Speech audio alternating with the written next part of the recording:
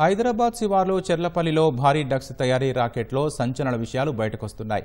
ఓ సాధారణ ఫ్యాక్టరీలో వందల కోట్ల రూపాయల విలువైన డ్రగ్స్ను ఇక్కడ తయారు చేస్తున్నారు. ఇక్కడ నుంచే దేశంలోని వివిధ ప్రాంతాలకు సరఫరా చేస్తున్నట్లు ముఠాను మహారాష్ట్ర పోలీసులు కూలీల వేషంలో వచ్చి పట్టుకున్నారు. డ్రగ్స్ తయారీ, వాటి అమ్మకాలు రెండూ హైదరాబాద్లోనే జరుగుతున్నట్లు ఆధారాలు సేకరించారు. మేడ్చల్ జిల్లా చర్లపల్లి పరిశ్రమలో మెఫిడ్రిన్ డ్రగ్ తయారీ వెనుక సంచలన విషయాలు వెలుగులోకొస్తున్నాయి. పట్టుబడ్డ రసాయనాలతో వందల కోట్ల విలువైన డ్రగ్స్ తయారు చేయొచ్చని మహారాష్ట్ర పోలీసులు ప్రాథమికంగా నిర్ధారణకొచ్చారు. ప్రధాన నిందితుడు తనకొచ్చే ఆర్డర్లను బట్టి రోజుల వ్యవధిలో సరకు తయారు చేస్తున్నట్లు దర్యాప్తులో తేలింది.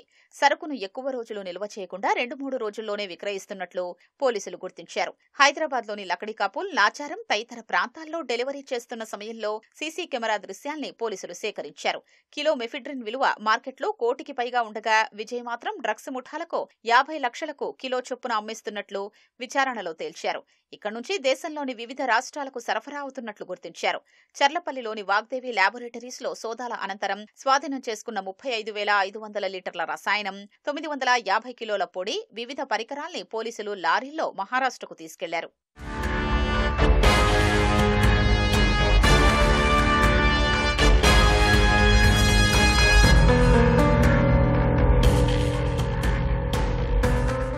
ఈ కేసులో ప్రధాన నిందితుడు ఓలేటి శ్రీనివాస్, విజయ్ కొన్నేళ్ల నుంచి డ్రగ్స్ తయారు చేస్తున్నట్లు మహారాష్ట్ర పోలీసులు ప్రాథమికంగా గుర్తించారు. గతేడాది నార్కోటిక్ కంట్రోల్ బ్యూరో పోలీసులు మాదక ద్రవ్యాలకు సంబంధించిన కేసులో శ్రీనివాస్ ను విచారణకు హాజరు కావాలని ఆదేశించారు. నిందితుడు మాత్రం అనేక సాకులతో కోర్టు నుంచి మినహాయింపు పొందినట్లు తెలుస్తోంది.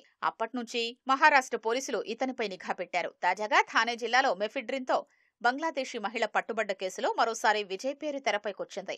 ఈసారి ఎలాగైనా పరిశ్రమ గుట్టు బయటపెట్టారని మిరా భయాందార్, వసాయ్ విరార్ కమిషనరేట్ పోలీసులు డెకాయ్ ఆపరేషన్ చేపట్టారు. చెర్లపల్లిలోని పరిశ్రమ లోపలికి అనుమతించారని భావించిన వారు కూలీలుగా మారారు. ఉపాధి కావాలంటూ లోపలికి వెళ్లి డ్రగ్స్ తయారీ జరుగుతోందని నిర్ధారణకొచ్చారు. ఆ తరువాత రంగప్రవేశం చేసిన ప్రత్యేక బృందం శ్రీనివాస్తో పాటు అతడి సహాయకుడు, ల్యాబ్ అసిస్టెంట్ తానాజీ పండరీనాథ్ పట్వారీ ఇద్దరిని హైదరాబాద్, మహారాష్ట్ర పోలీసులు కలిసి అరెస్ట్ చేశారు.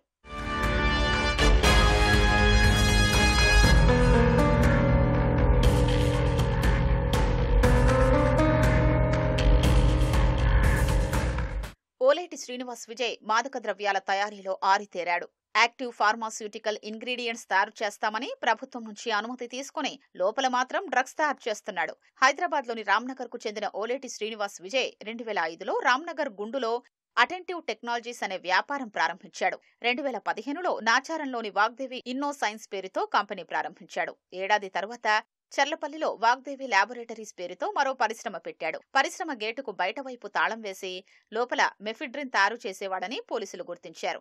ముడిసరుకు రసాయనాల డెలివరీలోనూ ఎవరికీ అనుమానం రాకుండా ఏమార్చాడు. డ్రమ్ములు, బ్యాగులపైన ఒక పేరు పెట్టి లోపల ఇంకోటి తీసుకెళ్లేవాడు.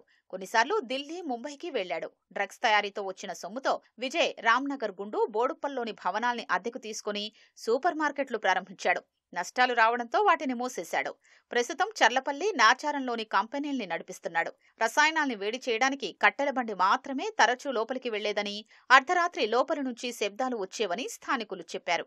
చర్లపల్లిలోని వాగ్దేవి కంపెనీలో 3 రోజులు మహారాష్ట్ర పోలీసులు సోదాలు చేసి స్వాధీనం చేసుకున్న ముడి పదార్థాల్ని మహారాష్ట్రకు తరలిస్తున్న సమయంలో స్థానికంగా ఉన్న సిపిఎం నాయకులు అక్కడికి చేరుకుని ఆందోళన చేశారు. నిందితుల్ని కఠినంగా శిక్షించారని వారు డిమాండ్ చేశారు. పోలీసుల హామీతో అక్కడి నుంచి వెళ్లిపోయారు.